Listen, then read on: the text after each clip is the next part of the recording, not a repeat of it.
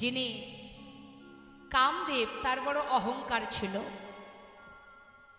তাই প্রভু বলেছিল, শোনো কামদেব, তুমি যাকে পরাজিত করেছো করেছো, ইন্দ্রকে পরাজিত করেছো, ব্রহ্মাকে পরাজিত করেছো, মহাদেবকে পরাজিত করেছো, কিন্তু তোমার যে 5টি বাণ, এই যে 5টি বাণের মধ্যে শ্রেষ্ঠ হচ্ছে মদন বাণ। তা তুমি যাকে নিক্ষেপ করেছো সেই পরাজিত হয়েছে, সেই কারণে তুমি নিজেকে বড় বীর বলে ঘোষণা করছো। কিন্তু শোনো, এখনো আমি বাকি আছি। একটা নয়, দুটি নয়, 100 কোটি গোপিনীকে নিয়ে আমি লীলা করব। তোমার যত বাণ আছে তুমি নিক্ষেপ করবে।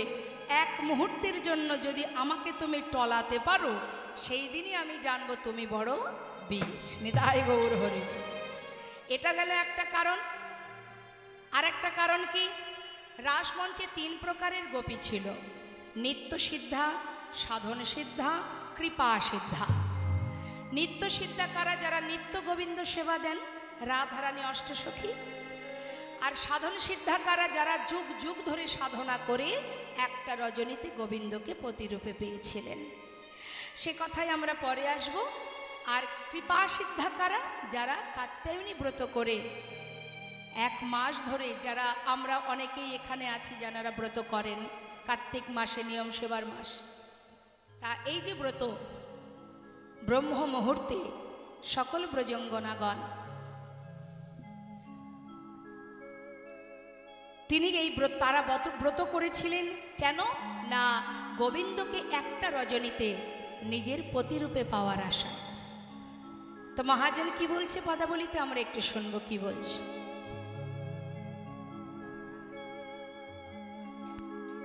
কাত্যায়নী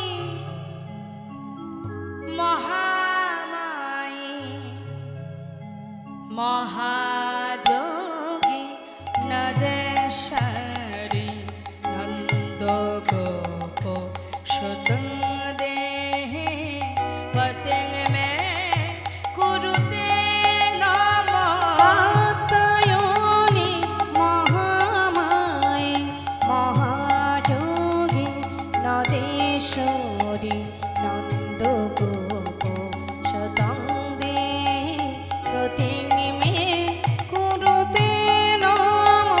কাত্যায়নী মহামায়ী মহাযোগী নদেশ্বরী নন্দ গোপ সুতং দেহে পতং মে কুরুতে নমঃ। কাত্যায়নী মহামায়ী মহাযোগী নদেশ্বরী নন্দ গোপ সুতং দেহি প্রতিং মে কুরুতে নমঃ।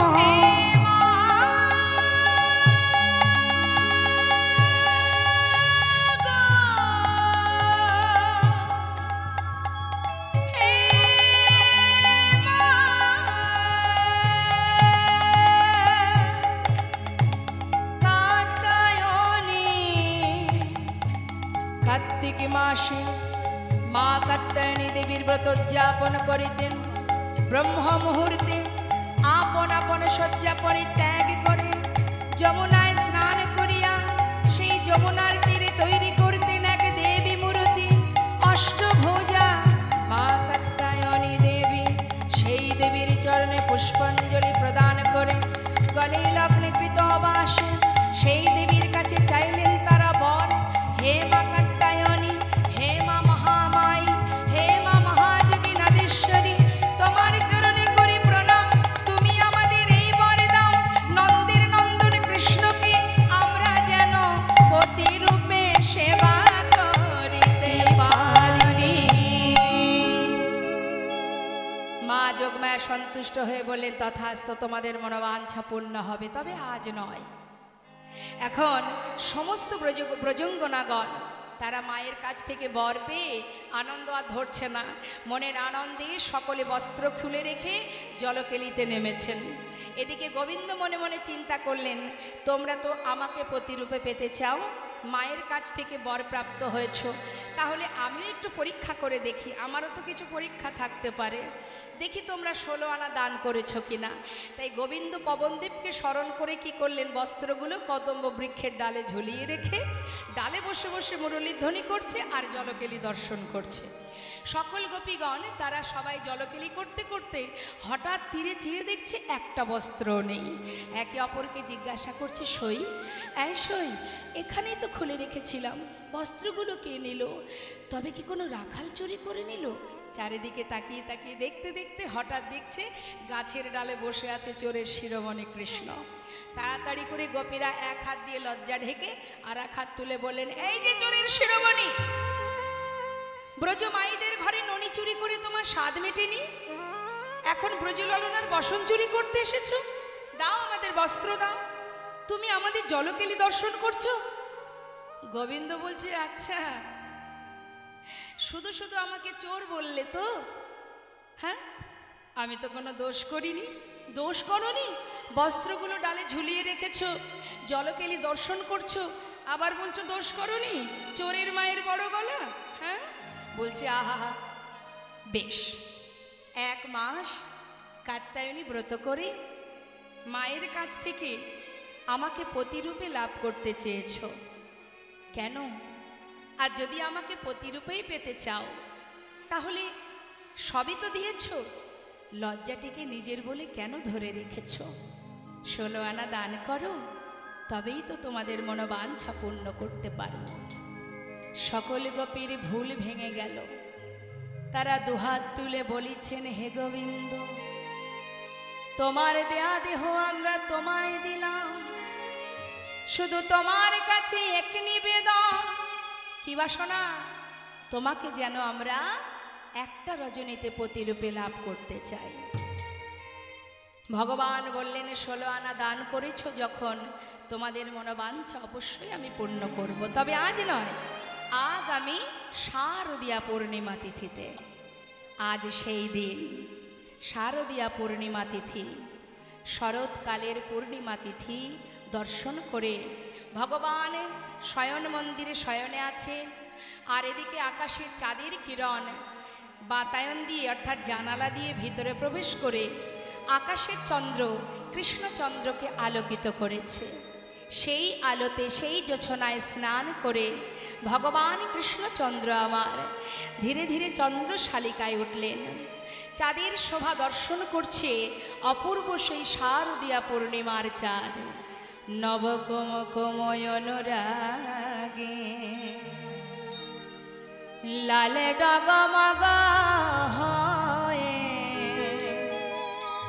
শ্রীমতী রাধারানীর বদন চন্দ্রিমার ন্যায় ইঙ্গিতে জানায়েছে, হে প্রাণনা এসো এসো বধূ, এই রজনীতে তুমি আর মন করে ঘুমায়ে থেকো না। হে যশোদার আনন্দের দুলা, হে নন্দের নন্দন কৃষ্ণ, রজনী যে বৃথা যায়, আর ঘুমিয়ে থেকো না, আমাদের মনোবাঞ্ছা পূর্ণ করো। ভগবান পিতারাত্রি, পিতারাত্রি বললেন না, পিতারাত্রি অর্থাৎ পূর্ব প্রতিশ্রুতি সেই রাত্রি রজনীর কথা মনে পড়ে গেল। তাই সকলের মনোবাঞ্ছা পূর্ণার্থে তিনি আজ মা যোগমায়াকে স্মরণ করে রাসলীলায় প্রবৃত্ত হলেন। তা তিনি যখন মুরলীটি হাতে নিয়ে বনপথ ধরে যাচ্ছেন, মা বনশোভাটা কেমন হয়েছে? শাস্ত্রে পদাবলিতে মহাজন বললেন, দেখো দেখো শারদ চন্দ আহা পবন মন্দ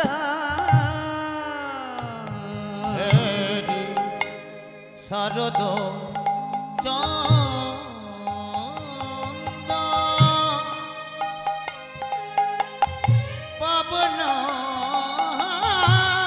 মন্দ বিপিনে ভরাল কুসুম গন্ধরে আহা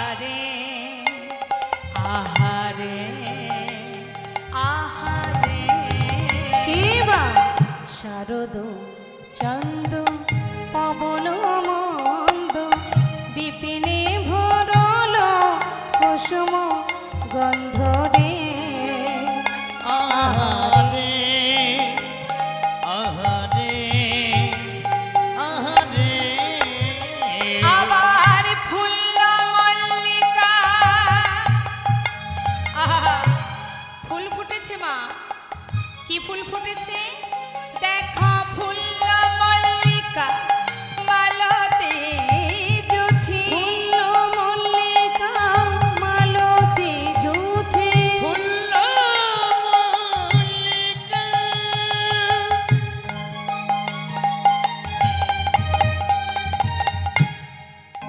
ওই আলতি জুথি আচ্ছা যেখানে ফুল ফোটে সেখানে কি আসে ভ্রমর এসে কি করে মধু পান করে কিন্তু এখানে মহাজন পদাবলিতে সেটা বললেন না কি বলছে ফুল মল্লিকা মালতী জ্যোতি ফুল মল্লিকা মালতী জুথি দেখো মত্ত মধুকর ভরণী হায় হায় মত্ত হায় হায় মত্ত হায় হায় মত্ত মধুকর হরণি রে আহারে আহারে আহারে আহারে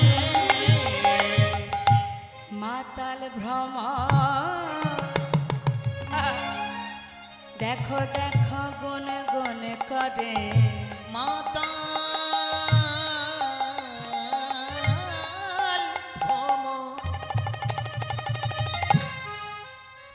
দেখো গুনগুন করে দেখো মাতাল ভ্রমর হরিব কথার মধ্যে একটু ডুব দিতে হবে বাবা এ কথা কিন্তু লিখছেন না মাতাল ভ্রমর মধু পান করে কি লিখছেন মা মাতাল ভ্রমর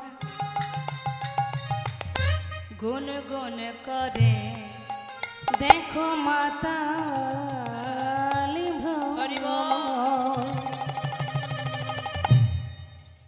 ওই গুনগুন করে কেন গুনগুন করছে বেশি মধু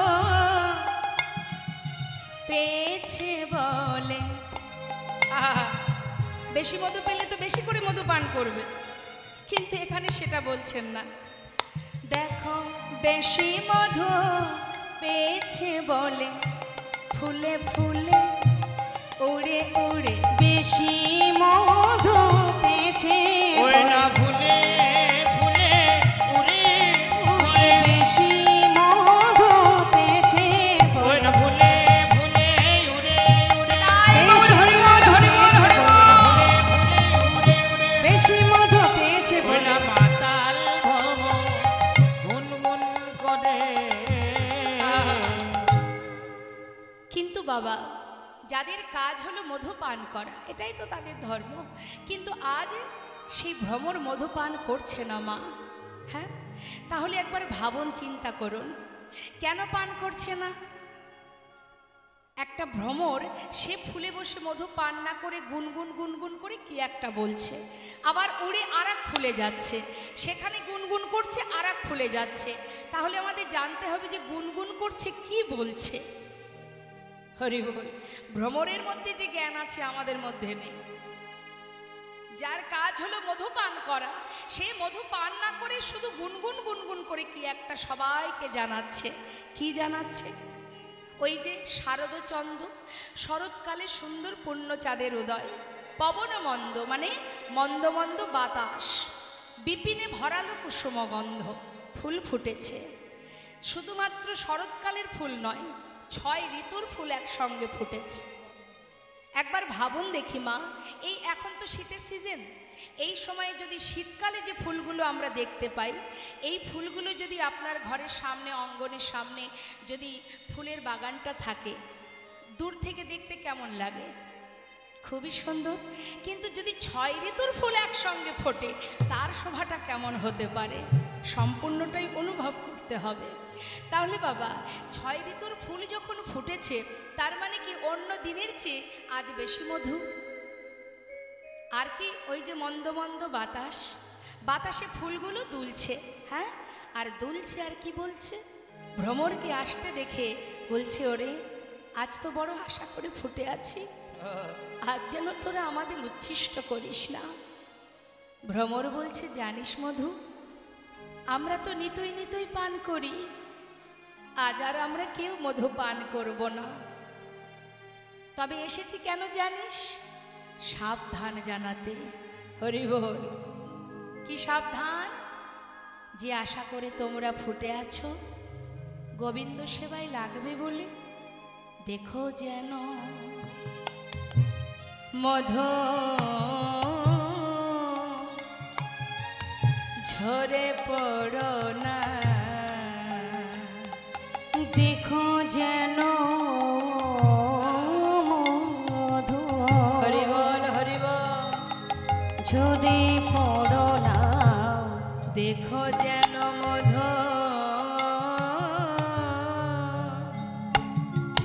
ঝরে পড়ো না, না না দেখো যেন মধু ঝরে পড়ো না, মধু ঝরে গেলে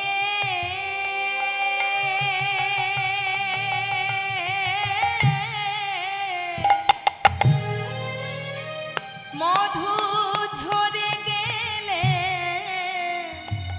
আর সেবাই লাগবে না, দেখো যেন ঝরে পড়ো না। ওই মধু ঝরে গেলে হরি বল হরি বল, সেবায় লাগবে না, দেখো যেন মধু ঝরে পড়ো না, ফুল ফোটায় কেবল তোমাদের সার হবে, আহা গোবিন্দ সেবায় না লাগিলে, ফুল ফোটায় কেবল হরি বল হরি বল, গোবিন্দ সেবায় না লাগিলে, ফোটায় কেবল সারে হবে, গোবিন্দের সেবায় না লাগিলে, ফুল ফোটায় কেবল সারে হবে, দেখো যেন মধু ঝরে পড়ো না। সাবধান, যে আশা করে ফুটে আছো যেন ঝরে পড়ো না। আজ আমরা এই হরিবাসরে এই সুন্দর সাধুগুরু বৈষ্ণবের এই বাজারে, আজ আমরা এই সুন্দর অঙ্গনে, আজ কিন্তু আমরাও এক একটি পূর্ণ প্রস্ফুটিত ফুল, সবাই আমরা ফুটে আছি। ফুটে আছি কেন? ভগবানের সেবায় লাগবো বলে।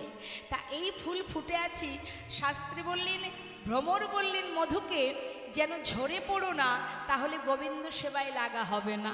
ঠিক তদ্রূপ আজ মহাজন আমাদেরকে শিক্ষা দিচ্ছেন, যে আশা করে সবাই বসে আছো ফুটে আছো, দেখো যেন ঝরে পড়ো না। নিতাই গৌর হরি বল হরি বল। তাই আজ সেই অপূর্ব বনশোভা দর্শন করে মা, সব ফুল কি আর গোবিন্দ সেবায় লাগে? লাগে সব ফুল গোবিন্দ সেবায়? লাগে না।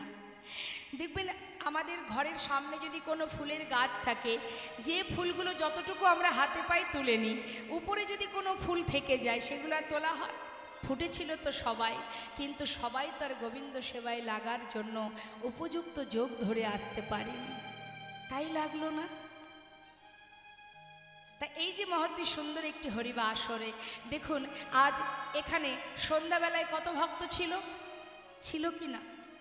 এখন কি সবাই আছে? হরি বল হরি বল। নেই। কেন নেই? যতটুকু সময় মনে হয়েছে কৃষ্ণ নাম শোনবার শুনেছে।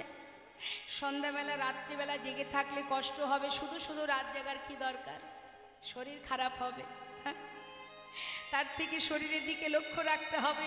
ঘুমালে কাজে দেবে, হরিনাম শুনলে কাজে দেবে? এরকম মনোভাব যাদের, তারা চলে গেছে। আর যারা নিজের কথা না ভেবে শুধুমাত্র পরমাত্মার সেবার জন্য আশা করে এসেছে, তারা কিন্তু এখান থেকে কেউ যাবে না। নিতাই গৌর হরি বল। যারা ঘুমাচ্ছেন একটু ঘুমিয়ে নিক, আর কি করা যাবে। এখন প্রসাদ পাওয়ার পরে আমাদের একটু অলসতা আসে, তা সেই অলসতা দূর করতে গেলে আছে, উপায় আছে। শুধু শুধু কষ্ট করে জাগাবো? ঘুমানো ঘরে কিন্তু গোবিন্দ থাকে না, এটা জেনে রাখবেন। ঘুমানো ঘরে গোবিন্দ থাকে না। চন্দ্রাবলী যেই ঘুমিয়ে পড়েছিল, সেই সুযোগে চন্দ্রাবলীর কুঞ্জ ছেড়ে গোবিন্দ রাধার কুঞ্জে চলে গিয়েছিলেন। হরে কৃষ্ণ, ডেকে দিন, ডেকে দিন। জীবনের এমন একটা সময় আসবে মা, মন চাইলেও আর জেগে থাকতে পারবো না, তাকাতেই পারবো না, জনমের মতো ঘুম পড়িয়ে দেবে আমাদের। সারা জীবন ঘুমাতে পারবেন, সারা জীবন আমরা ঘুমাতে পারবো। যে কটা দিন অন্তত দেহে প্রাণটা আছে, একটু কম ঘুমালে ক্ষতি কোথায়? হ্যাঁ, একটা সময় আসবে এমনভাবে ঘুম পড়াবে, ইচ্ছা করলেও আর চোখ মেলতে পারবো না। আসছে সেদিন, সবারই আসছে, কখন চলে আসবে কে বা জানে। আর ঘুমিয়ে কি হবে মা? দেখি একটু হাতটা তুলুন তো, কষ্ট হচ্ছে না তো? দেখি দু হাত তুলে আমার সঙ্গে সবাই মিলে একটু গান তুলুন, তুলুন, তুলুন। ঠাকুমা দেখি হাতটা দেখি, বাহ, এই তো দু হাত, একটু তুলুন। এক হাত, আর একটা হাত কোথায়? এই তো। নিতাই গৌর হরি বল, হরি বল, হরি বল। চলো চলো নয়নে। দেখুন, প্রভুর নাম করতে গেলে মা আমাদের ভাবধারাটা কেমন হবে? ছলো ছলো নয়ন, অর্থাৎ ভগবানের চরণে, গোবিন্দ চরণে, গৌর চরণে দুফোঁটা বাড়ি বরিশন করো। চোখে থাকবে কৃষ্ণ প্রেমের বাড়ি, মুখে থাকবে হাসি, আর এটা হলো আনন্দ কানন। হ্যাঁ, ছলো ছলো নয়নে হাসি মাখা বদনে, আনন্দ কাননে একবার ভ্রময়নী বা। প্রেম সে দুটি বাহু তুলে জোরে জোরে একবার হরি বলো, হরি বলো মনে রে আমার, হরি বলো, হরি বলো মনে রে আমার, হরি বল, হরি বল মনে রে আমার।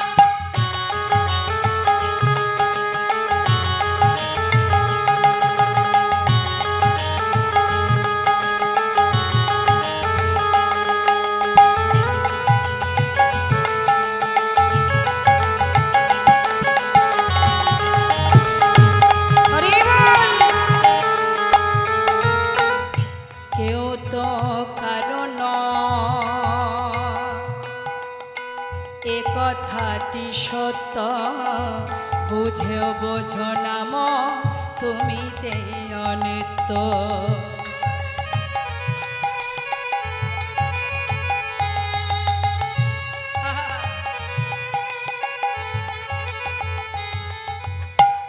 গতি নাই, গতি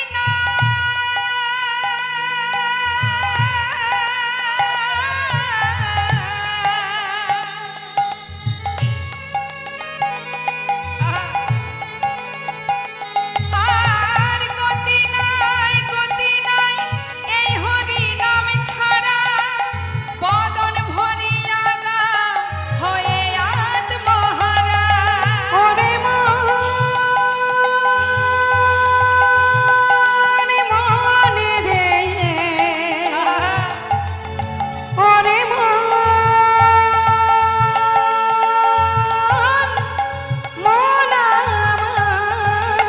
আমার।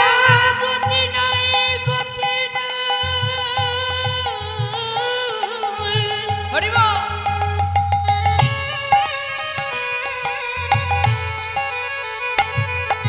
ওই হরি নাম ছাড়া বদন ভরিয়া গাও হই আত্মহারা। ওই দেখো শ্মশানে কিবা রাত্রি দিনে, ওই দেখো শ্মশানে দিবারাত্রি দিনে, পুড়িতেছে মানুষে কত অহংকার। হরি বলো, হরি বলো মনে রে আমার, হরি বল, হরি বল মনে রে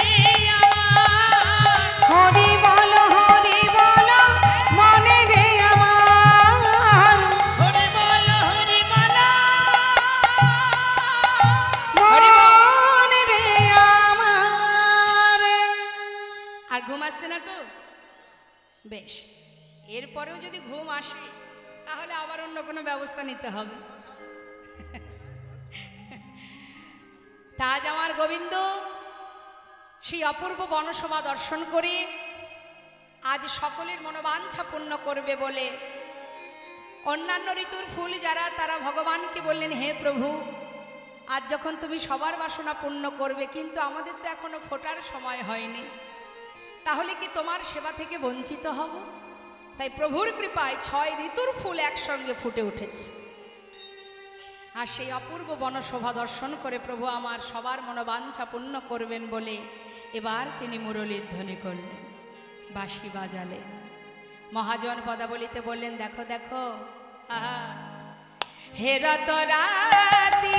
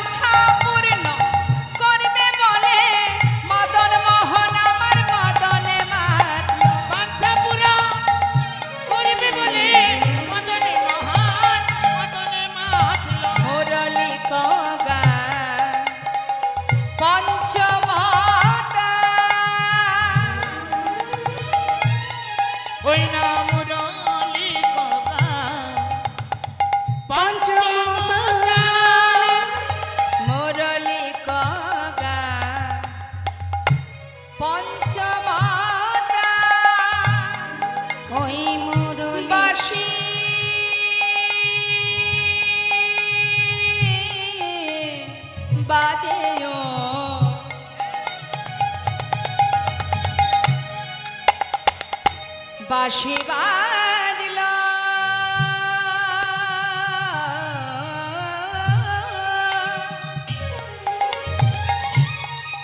বৃন্দাবনে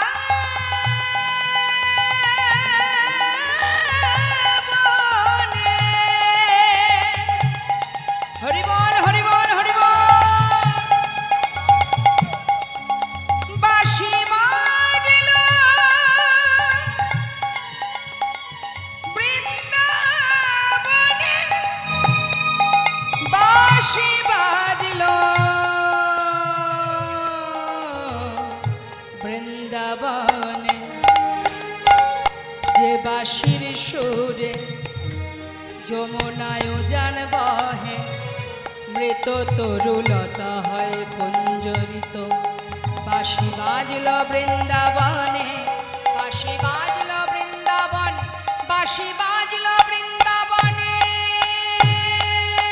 মুরলী গান পঞ্চমতায় মুরলী গান পঞ্চমতায়। কুলবতী চিত চরণী রে, চরণী রে, চরণী রে, চরণী রে, চরণী রে, চিত চুরি করিল, চিত চুরি করিল, চিত চুরি করিল, তো চুরি করিল, আহা কুলবতীর মোহন চুরি করিল। ওই কুলবতীর মোহন চুরি করিল। কে চুরি করলো? কুলি নাশায় বাঁশির গানে কুলবতীর মন চুরি করিল। ওই না কুল নাশা, ওই না মাছির গানে কুলবতীর মন চুরি করিল। কুলি নাশা ওই বাঁশির গানে সকলে ছেড়ে ধেয়ে চলিল। কুলি নাশা হরি বল, হরি বাঁশির বল। গানে, সকলে খেয়ে খেয়ে চলিল, কুলি নাশা ওই বাঁশির গানে, সকলে খেয়ে খেয়ে চলিল। কুলি নাশা ওই বাঁশির গান কুলবতী চিত চুরি করিল। কুলনাশা বাঁশি বাজলো, যাদের উদ্দেশ্যে বাজলো তাদের মন চুরি হয়ে গেল। তা আমাদের একটু জানতে হবে যে গোবিন্দ যে বাঁশি বাজালেন, তিনি যে বাঁশি বাজালেন কাদের উদ্দেশ্যে বাজালেন? বৃন্দাবনের গোপী যারা। তা গোপী কারা? বৃন্দাবনে কারা গোপী? হরি বল। তাহলে আমরা গোপী, আপনারা গোপী হবে না? বাজালেন যাদের উদ্দেশ্যে তারা শুনলো, তারা জানলো, ঘর ছেড়ে ধেয়ে চলল ওই কুলনাশা বাঁশি শ্রবণ করে। তা আমাদের জানতে হবে মা যে বৃন্দাবনে গোপী কারা, কে গোপী, কারা গোপী? শাস্ত্রী মহাজন বলছেন গোপী তো রায় গোপী কারা, গোপী কারা, গোপী তোরাই, গোপী তোরাই, গোপী কারা, কারা গোপী?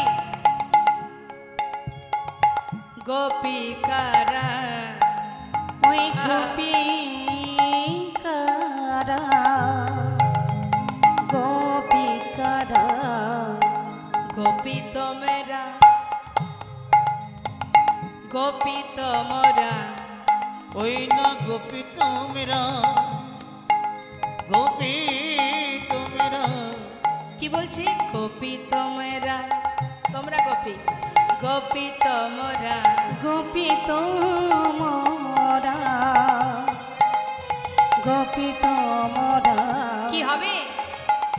গোপী তোমরা, গোপী তোমরা, তোমরা গোপী আর আমরা গোপী। বললেন হবে না, তোমরাও নও আমরাও নই। তাহলে গোপী কারা? গোপী তো রায়,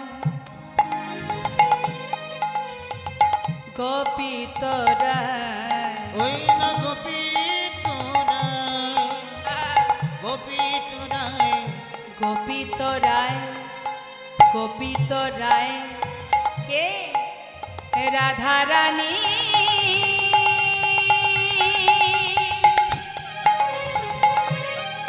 গোপী রাধা রানী,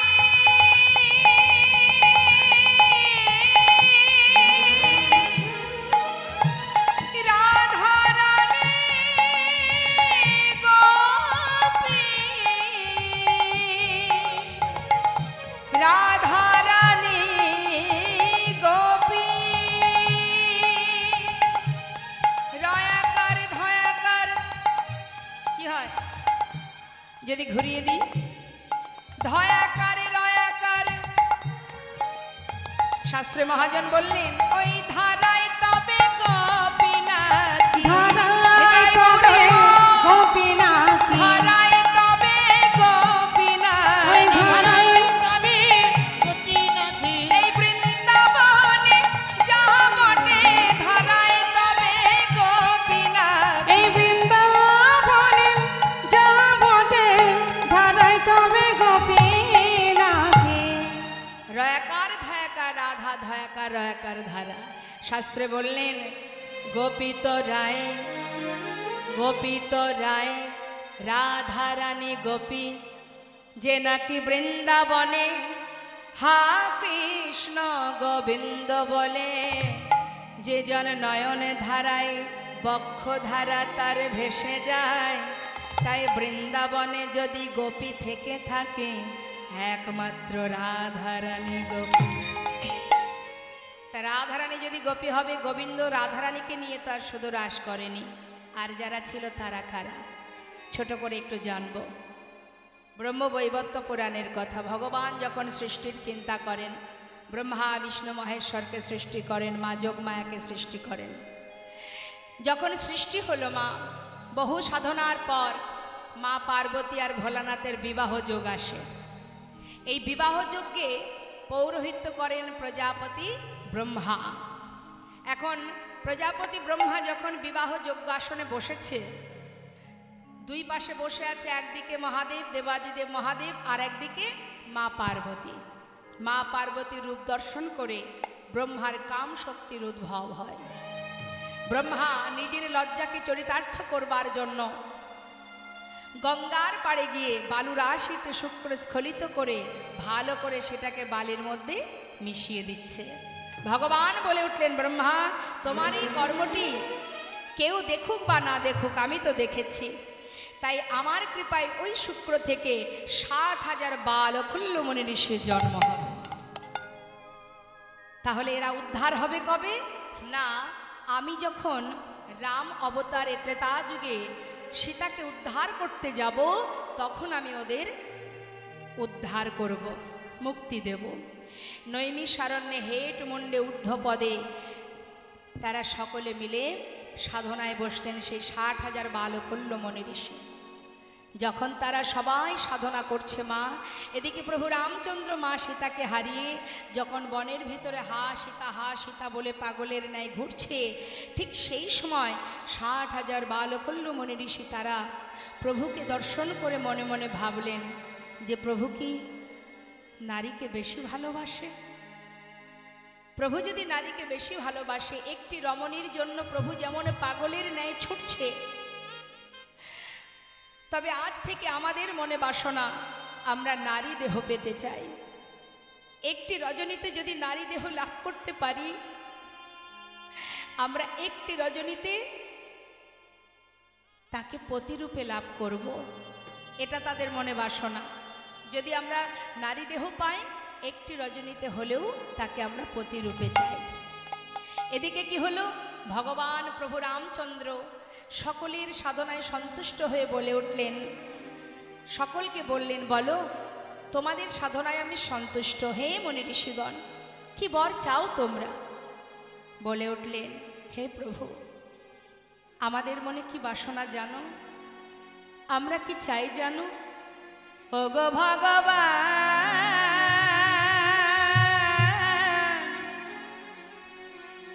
হে কমল নয়ন, আমরা কি চাই জানো? ভগবান,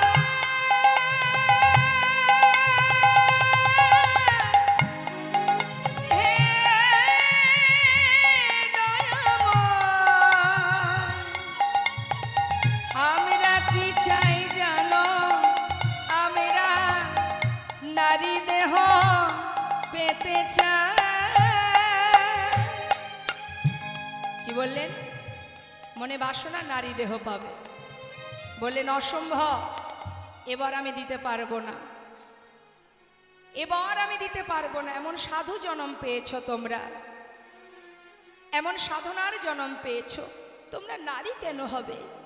অন্য কোনো বর চাও। না প্রভু, আমরা নারী দেহ পেতে চাই। কেন জানো? একটি রমণীর জন্য তুমি পাগলের মতো ঘুরছো। তোমাকে দেখে বুঝেছি তুমি নারীকে বেশি ভালোবাসো। তাই আমাদের মনে বাঞ্ছা, আমরা নারী দেহ পেয়ে তোমাকে একটি রজনীতে পতিরূপে লাভ করতে চাই। ভগবান বললেন, আমি এবার তোমাদের দিতে পারবো না। দিতে যদি নাই পারবে, তবে কেন এসেছো? চলে যাও। ভক্তের মনোবাঞ্ছা পূর্ণ করতে পারবে না। ভগবানের কাছে ভক্তেরই জোর খাটে গো মা। চলে যাও, চাই না তোমার বর। ভক্তের মনোবাঞ্ছা পূর্ণ করতে পারো না, কেমন তুমি বাঞ্ছা কল্পতরু। চলে যাও তুমি, চাই না তোমার কৃপা। ভক্তের চোখে জল দেখে ভগবান বলে উঠলেন, বেশ শান্ত হও, তোমাদের মনোবাঞ্ছা পূর্ণ হবে, তবে এ জন্মেও নয়। তাহলে চিন্তা করুন মা, কত জন্মের সাধনার পর একটি রজনীকে প্রতিরূপে পেয়েছিল গোবিন্দকে।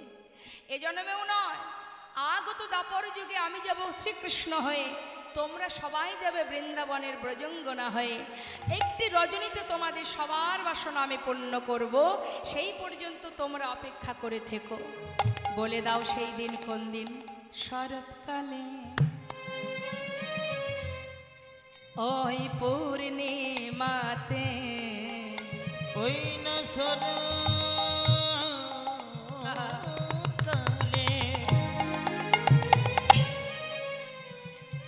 পূর্ণিমাতে আমি বাজাবো বাঁশি, তুমি থেকো কান পেতে। শরৎকালে ওই পূর্ণিমাতে আমি বাজাবো বাঁশি,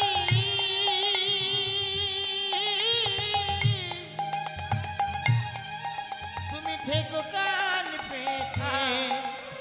শরৎকালে পূর্ণিমাতে আমি বাজাবো বাঁশি, তোমরা থেকো কান পেতে। আমি যাব তোমাদের আশা পুরাতে। আমি বাজাবো বাঁশি, হরি বল, হরি বল। আমি যাবো তোমাদের আশা মেটাতে। বাজাবো বাঁশি থেকো কান পেতে। যাবো তোমাদের আশা মেটাতে। বাজাবো বাঁশি থেকো কান পেতে। বাজাবো বাঁশি থেকো কান পেতে। তাহলে সেই দিন আজ মা, সকল গোপী যেই না গোবিন্দের মুরলীর ধ্বনি শুনেছে, আর তারা নিজেদেরকে স্থির রাখতে পারছে না। শোনাল গোপী প্রেম হিরপি, শোনলো গোপী প্রেম হিরপি, মনহি মনহি আপনা সপিবে। শোনল গোপী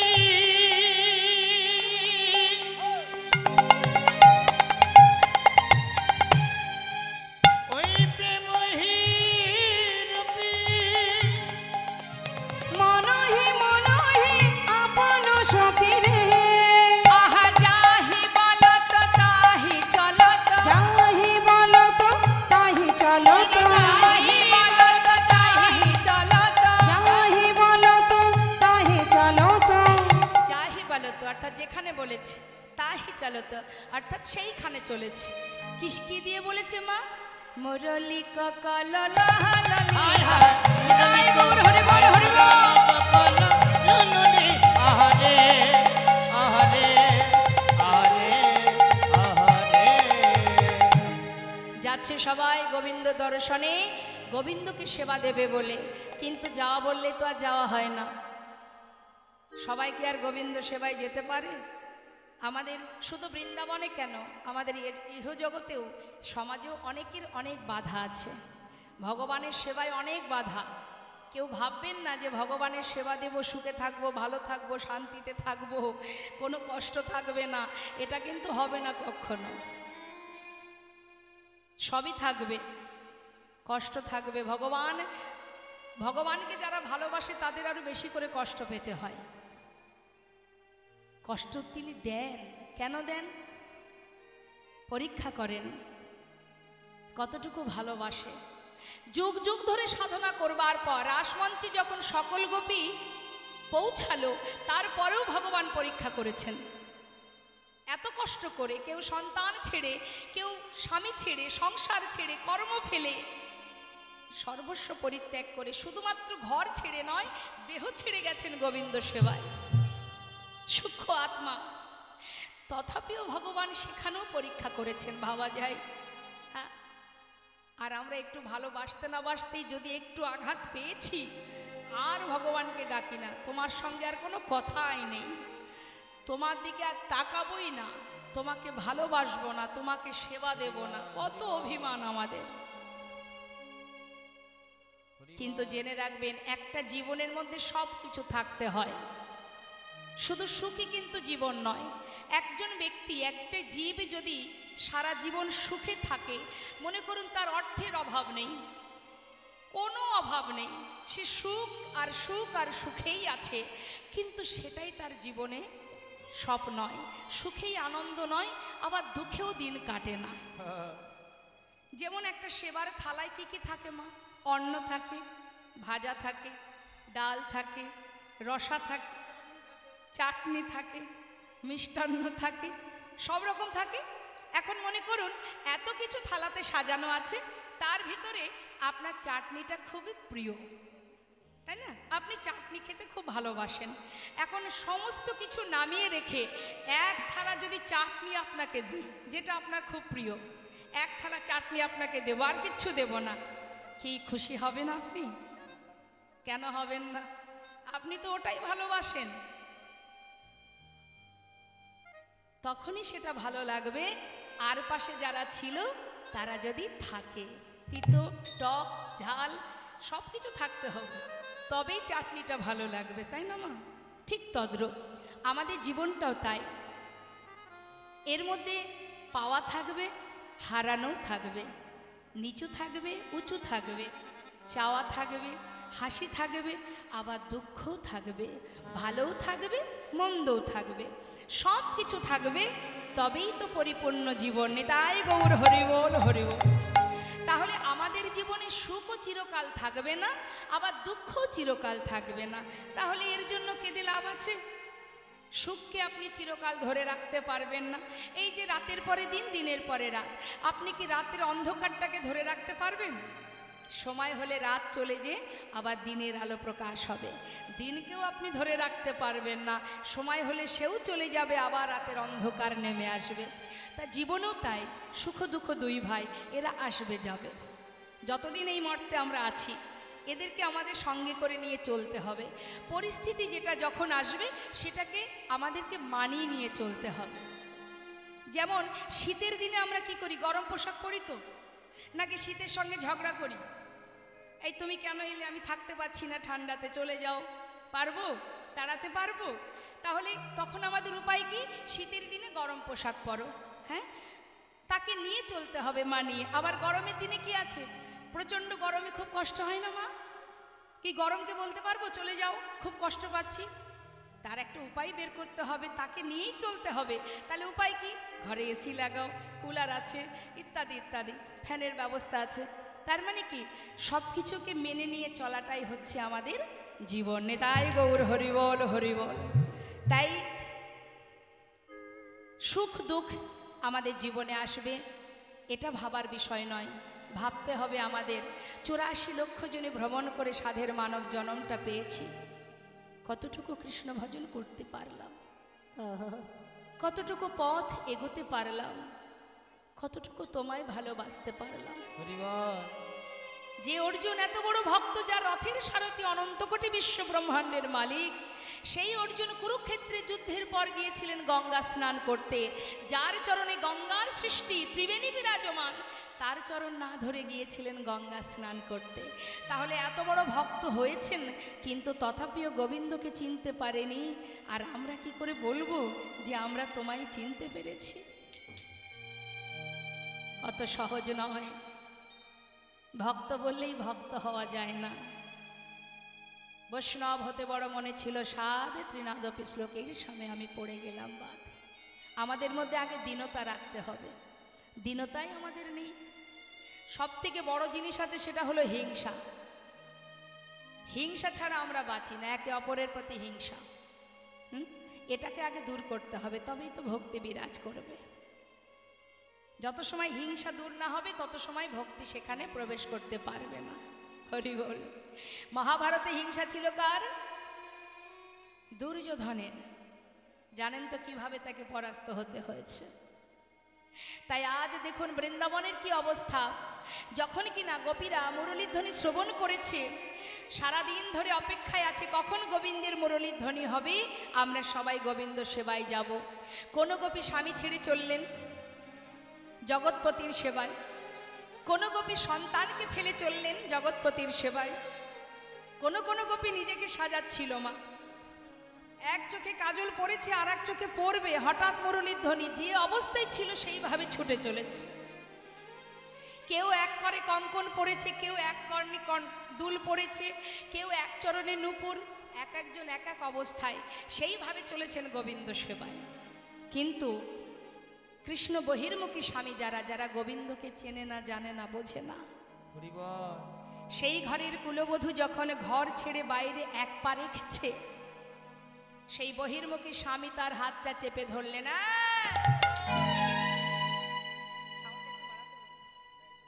এত রাত্রে কোথায় চলেছিস? স্বামী ছেড়ে দাও, আমি চলেছি স্বামীর কাছে। স্বামীর কাছে? আমি তো তোর স্বামী, আবার এত রাত্রে যার কাছে চলেছি সেও তোর স্বামী? তাহলে এতদিনকে আমি কোনো কলঙ্কিনীর ঘর করছি? স্বামী এমন করে বলো না, আমি যে স্বামীর কাছে চলেছি সে শুধু আমার একার স্বামী নয়, সে তোমারও স্বামী, আমারও স্বামী, জগতে জীবের স্বামী।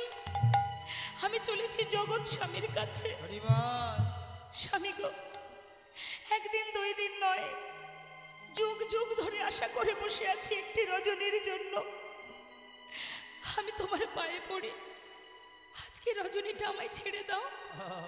আমি কথা দিচ্ছি আর কোনোদিন আমি যাব না, শুধু আজকে রজনীটি। স্বামী গো, স্বামী আজ আমায় যেতেই হবে। কলঙ্কিনী, অসতী, দ্বিচারিণী, আমাকে ছেড়ে অন্য পুরুষের কাছে যাওয়া? শোন, তোর পিতা অগ্নি সাক্ষী করে আমার সঙ্গে তোর বিবাহ দিয়েছে, তোর সব কিছুর উপরে শুধু আমার অধিকার। ঠিকই বলেছ স্বামী, আমার পিতা অগ্নি সাক্ষী করে তোমার সঙ্গে আমার বিবাহ দিয়েছে, কিন্তু বিবাহ দিয়েছে তো এই দেহটার সঙ্গে। দেহের মধ্যে একটা জিনিস আছে যেটা আমি তোমাকে কখনো দিইনি। সেটা কি জানো? সেটা হলো মন। মন? তাহলে সেই মনটা আমাকে দে। কি করে দেব? শিশুকাল থেকেই তার চরণে সঁপে দিয়েছি। স্বামী কথা দিচ্ছি আর কোনোদিন যাব না, শুধু আজকে রজনীটি ছেড়ে দাও। অসতী, দ্বিচারিণী, আমাকে ছেড়ে অন্য কারোর কাছে যাবি? হাতটা ধরে টানতে টানতে ভিতরে নিয়ে দরজা বন্ধ করে শিকলে তুলে দিয়ে বললেন, যা, আমি যদি তোর দেহপতি হই, আমার জন্য দেহ রেখে ওই মনটা নিয়ে যা সেই পরমপতির কাছে। চার দেওয়ালের মধ্যে বাধা পড়ে গেল সেই গোপী। বলে উঠলেন, স্বামী গো, তোমার কথাই যেন সত্য হয়।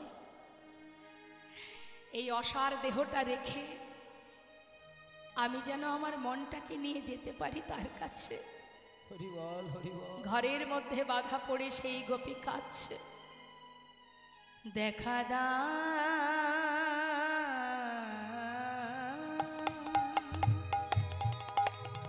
হে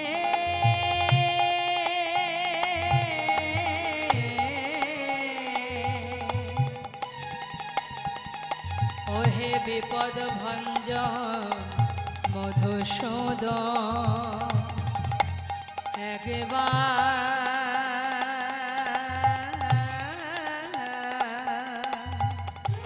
দেখা দা, দেখা দা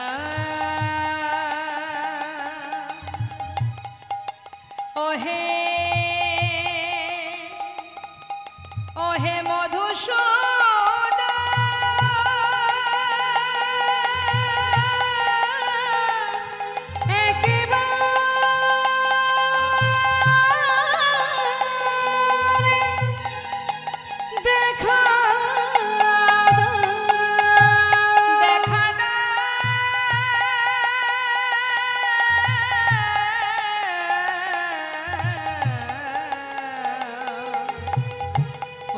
বিপদ ভঞ্জন মধুসূদন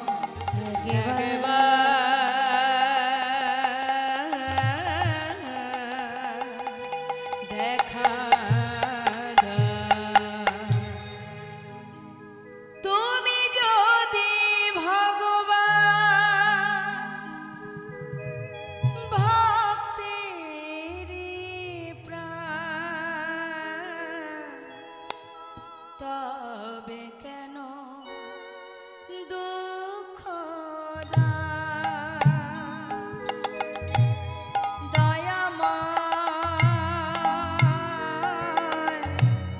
তবে কেন দুঃখ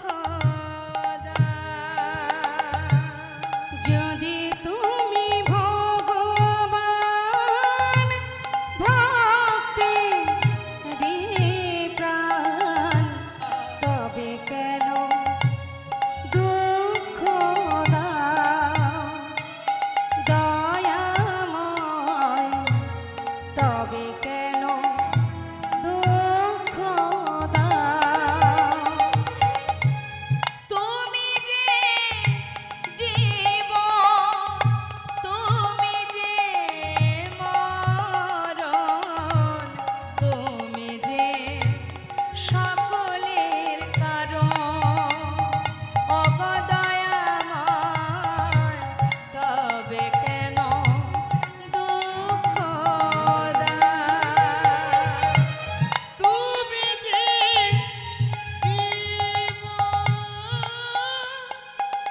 তুমি যে মরণ তুমি যে সকলের কারণ ওগো কৃপাময় তবে কেন দুঃখ দাও তুমি যে কামনা তুমি যে ভাবনা তুমি যে ভক্তির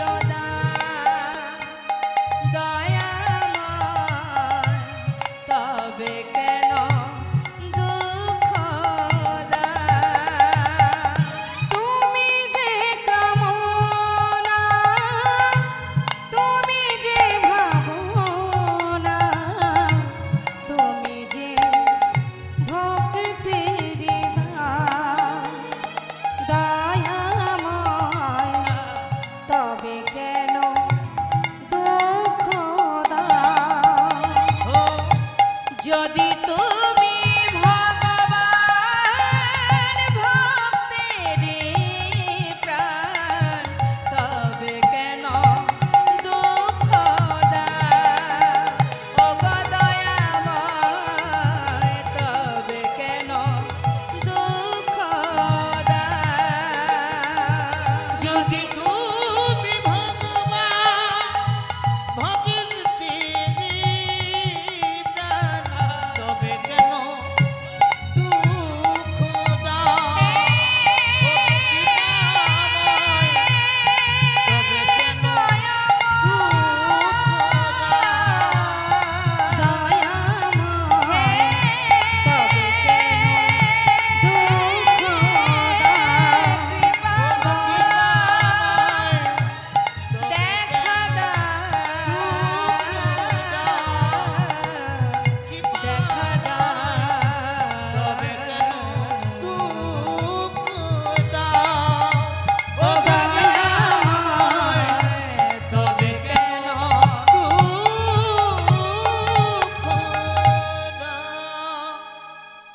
সেই গোপী প্রভুর চরণ স্মরণ করতে করতে যখনই কিনা কাঁদতে কাঁদতে অচৈতন্য হয়ে পড়ল মা, দেহটা পড়ে রইল সূক্ষ্ম আত্মাকে নতুন কলেবর ধারণ করে ষড়রিপুকে 6 চাকা করে রাধা নামের ধ্বজা উড়িয়ে হরি নামের লাগাম ধরে নিয়ে গেল সেই মনোরথে করে ভগবান রাস মঞ্চে।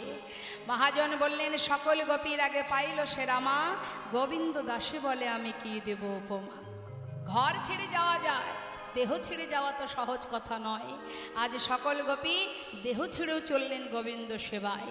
বিছরি গেহ নিজ হি দেহ, বিছরি গেহ নিজ হি দেহ, বিছরি গেহ নিজ হি দেহ, বিছরি গেহ নিজ হি দেহ, এক নয়নে কাজল দেহ রে, আহারে আহারে আহারে।